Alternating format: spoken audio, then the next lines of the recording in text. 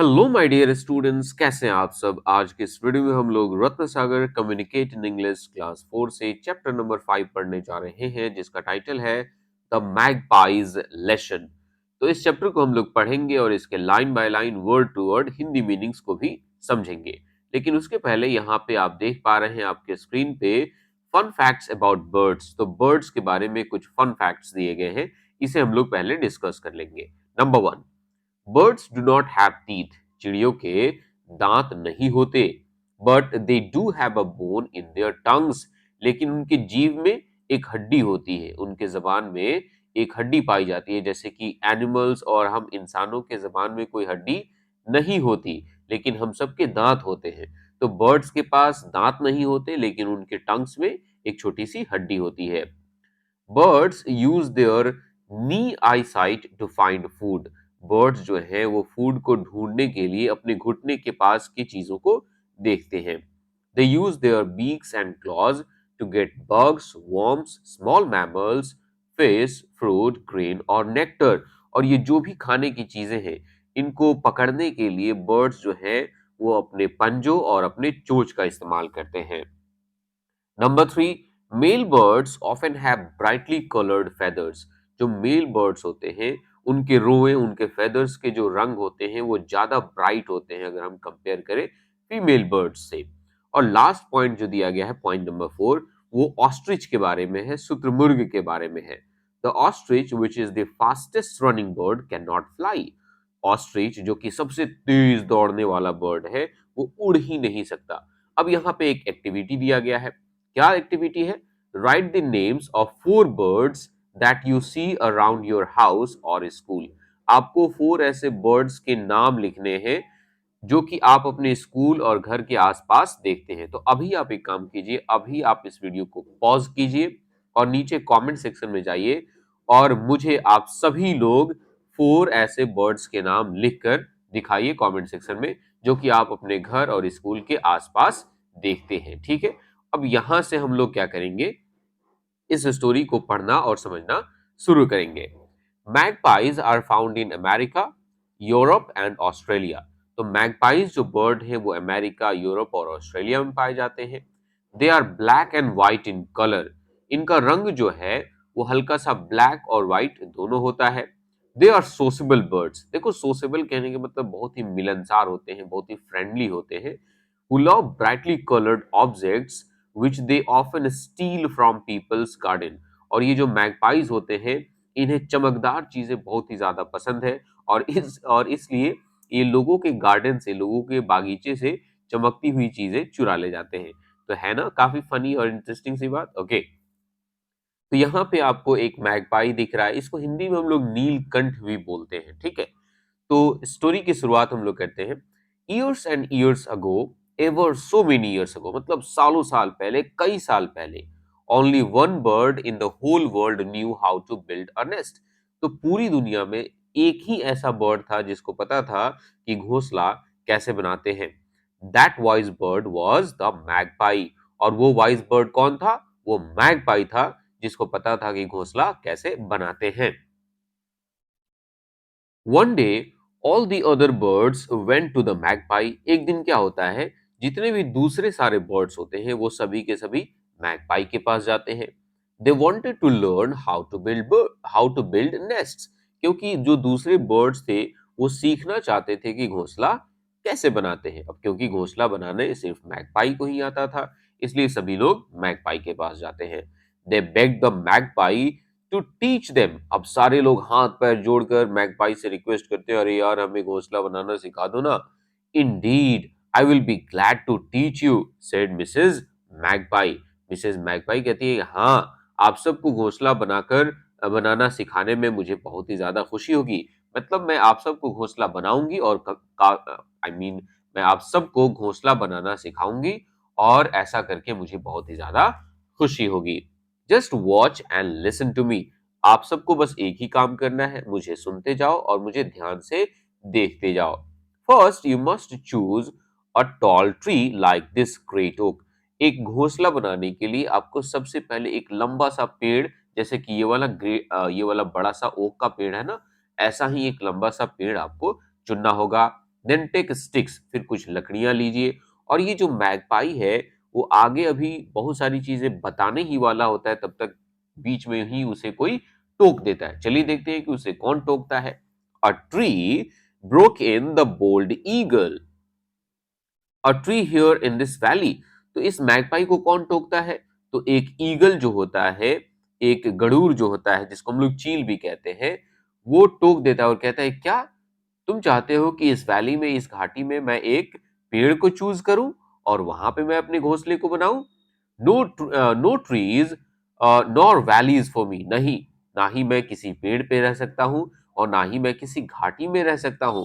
My nest shall be on the highest cliff of the mountain, क्योंकि मेरा जो घोंसला है वो पहाड़ की सबसे ऊंची चोटी पे ही हो सकता है। मैं किसी घाटी में या मैं किसी पेड़ पे नहीं रहने वाला। And away flew the eagle without wanting to hear more of the magpie's lesson. और मैगपाई अभी आगे क्या बताने वाला होता है उसको सुने बिना ही वहां से वो ईगल जो है वो उड़कर चला जाता है, मतलब वो वहां से चला जाता है। To this day, he puts together a few rough sticks on a rocky mountain cliff and calls them a nest. और उसी दिन से आज तक वो जो ईगल है वो क्या करता है, तो पहाड़ की चोटियों पर कुछ अजीबो-गरीब से लकड़ियों को ले जाता है, वहीं पे रख देता है और वो उसी को वो अपना घोंसला कहता है। ठीक है? तो हमने देखा कि जो ईगल है वो अपना घोंसला कैसे बनाता है, तो वो पहाड़ों पे रहता है और पहाड़ पे छोटी-छोटी टहनियों को रख देता है और उसे अपना घोंसला कहता है। हालाँकि उसे हम लोग घोंसला नहीं कहेंगे। हम लोग देखेंगे फाइनली कि मैगपाई जो है वो कैसे घोंसला बनाने के बारे में बताता है। द मैगपाई बिगैन अगेन, अब मैगपाई जो है वो फिर से बताना शुरू कर देता है, क्योंकि बीच में तो ईगल ने उसे टोक दिया था।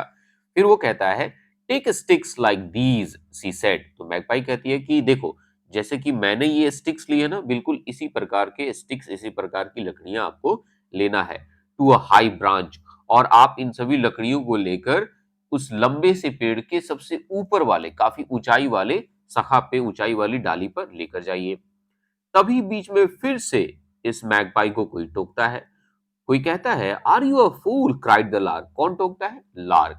लार्क कहता है, क्या तुम बेवकूफ हो? Don't you know that the first strong wind will blow your nest to the ground. क्या तुम नहीं जानते कि जब पहली हवा की तेज झोंका आएगी तो वो तुम्हारे नेस्ट को, वो तुम्हारे घोंसले को नीचे जमीन पर गिरा देगी? क्या तुम्हें इस बारे में पता नहीं है? क्या तुम बेवकूफ हो क्योंकि तुम कह रही हो कि एक लंबा सा पेड़ चुनो और उसके ऊंची डाली पर ले जाकर घोंसला बनाओ? And the first boy who comes this way will throw stones at it, added Mrs Bobolink. और उसी लार्क की बात को आगे बढ़ाते हुए एक दूसरी बर्ड जो होती है मिसेस बोबोलिंक, वो कहती है, और हाँ सुनो, उस रास्ते से जो कोई भी पहला लड़का आएगा और उसे अगर हमारा घोंसला या तुम्हारा घोंसला दिख गया तो वो उस पे पत्थर फेंकेगा। No high branches for us, sang the lark and the bobolink together।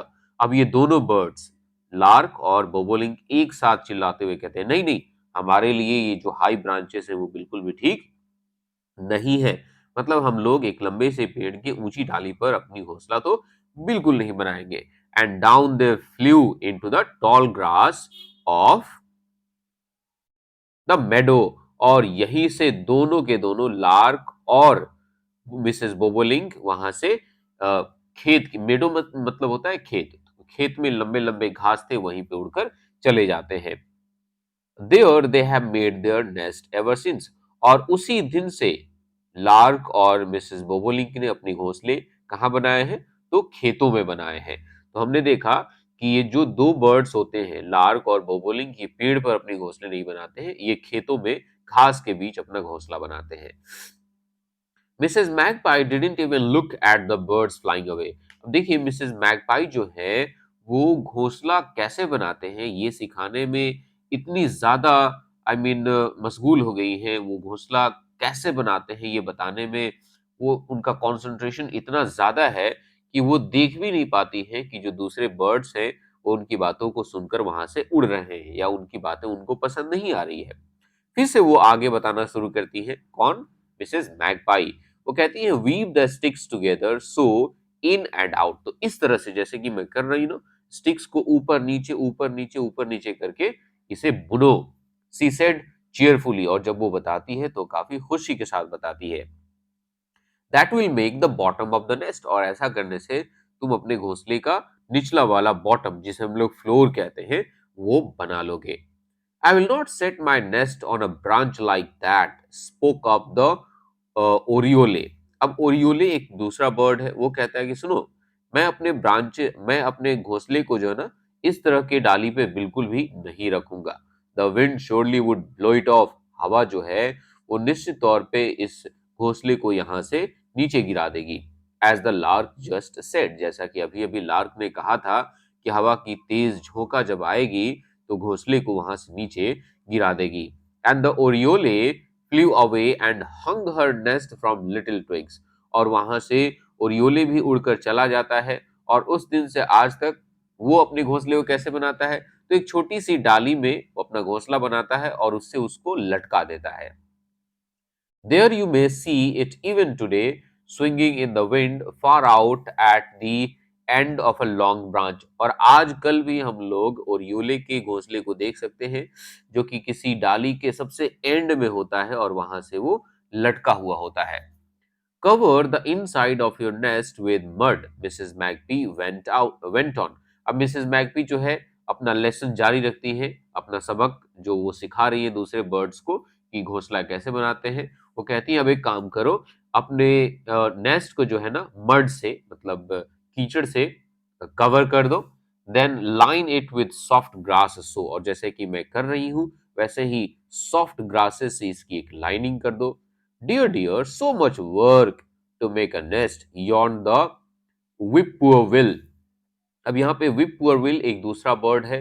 वो कहता है अरे सुनो सुनो सुनो, एक घोंसला बनाने में जो है ना वो बहुत ही ज्यादा मेहनत लग रहा है, मतलब एक घोंसला बनाना बहुत ही ज्यादा टफ वर्क है। I am not going to take that trouble, और मैं इतना ज्यादा मुसीबत नहीं उठाने वाला। And that lazy bird hasn't made a nest from that day to this, और उस लेजी बर्ड किसको बोला गया है, whippoorwill को बोला गया है, क्योंकि उसको लगता था कि घोंसला बनाना बहुत ही टफ है, इसलिए उसने उस समय से आज तक भी अपना घोंसला नहीं बनाया है। She just Lay's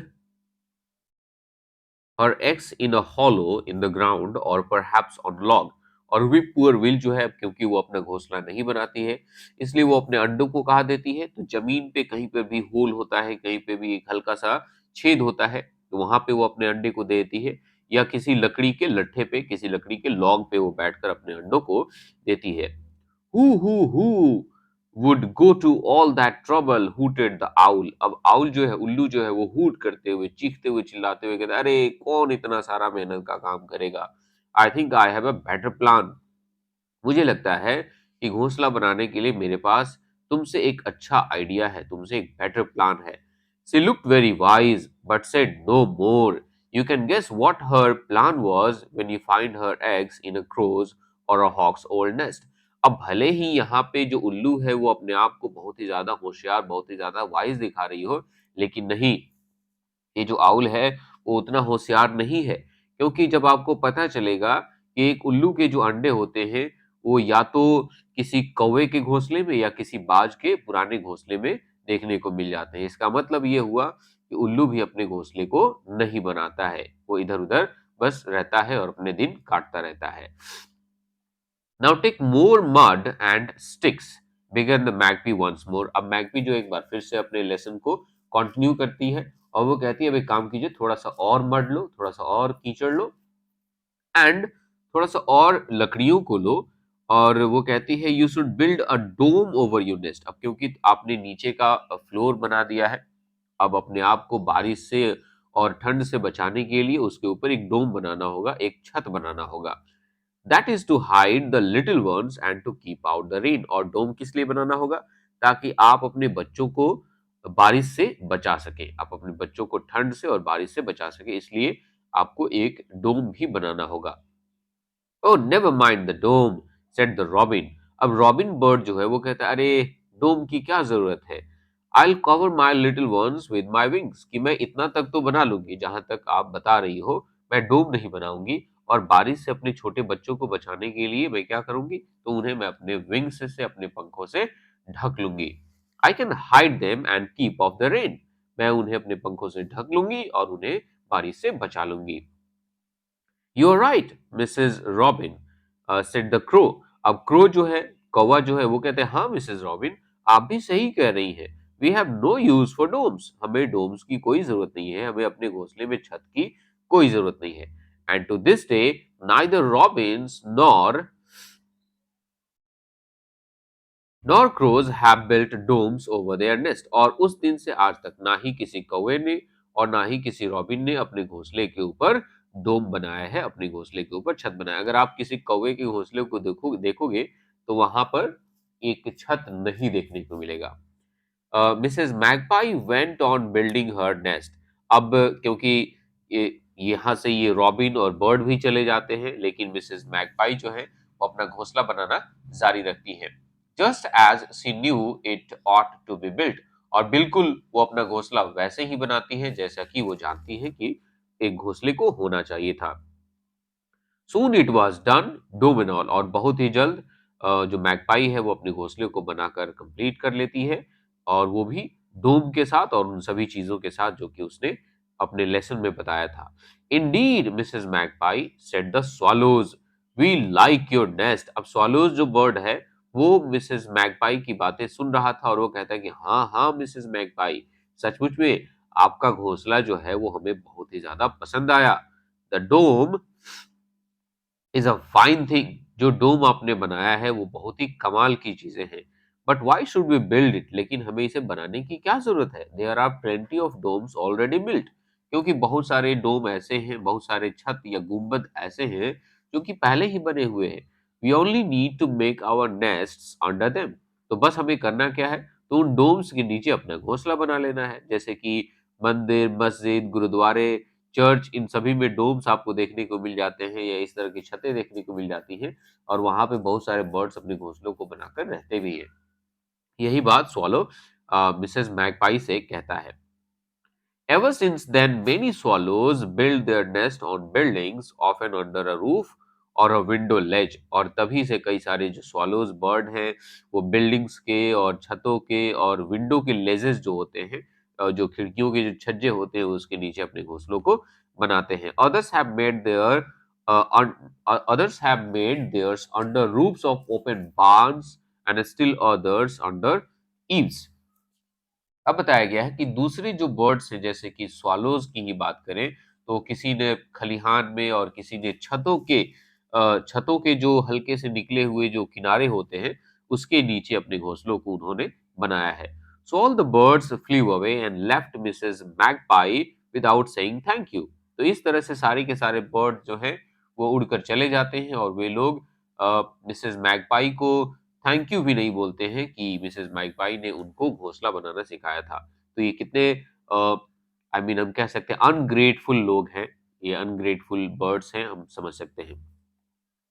each one built her nest as she pleased. तो हर बर्ड ने अपना घोंसला बिल्कुल वैसे ही बनाया जैसे कि वे लोग बनाना चाहते थे। And each one brought her way so much better than the magpies. अब सभी ने अपने घोंसले बिल्कुल उसी तरीके से बनाए जैसे कि वे लोग बनाना चाहते थे, और जो कोई भी अपना घोंसला बनाता था अपने बनाने के तरीके को मैगपाई के तरीके से बेहतर बताता था। The magpie still builds her nest at the top of a high tree. लेकिन मैगपाई जो होते हैं वो अभी भी अपने घोंसलों को एक लंबे से पेड़ की ऊंची डाली पर ही बनाते हैं। She makes of She makes it of mud and sticks and covers it with a dome to make it comfortable and cozy। और ये जो मैगपाइज होती हैं ये अपने घोंसले को मिट्टी से, मड से और लकड़ी से बनाती हैं, और उसे काफी आरामदायक और गर्म रखने के लिए उसके ऊपर वे लोग क्या बनाते हैं, डोम बनाते हैं। मैं आपको एक नेस्ट दिखा रहा हूँ, जैसे कि आप यहाँ पे देख पा रहे हैं। अगर आपके पास ये बुक होगा तो वहां पे भी आप क्लियरली देख सकते हैं ये क्या लिखा गया है, अ मैगपाइज नेस्ट। ये जो घोंसला है वो एक मैगपाई का है। तो आप देख सकते हैं कि कैसे इसके ऊपर एक अच्छा सा डोम बनाया गया है। तो इस तरह से इस चैप्टर को हम लोगों ने पढ़ लिया। इस चैप्टर का एक्सप्लेनेशन आपको कैसा लगा आप लोग मुझे नीचे कमेंट सेक्शन में जरूर बताइएगा। वीडियो अच्छा लगा होगा तो वीडियो को लाइक कीजिएगा और अगर चैनल पे नए होंगे तो चैनल को सब्सक्राइब कीजिएगा। मिलते हैं एक नए चैप्टर के साथ, तब तक के लिए टेक केयर, बाय बाय।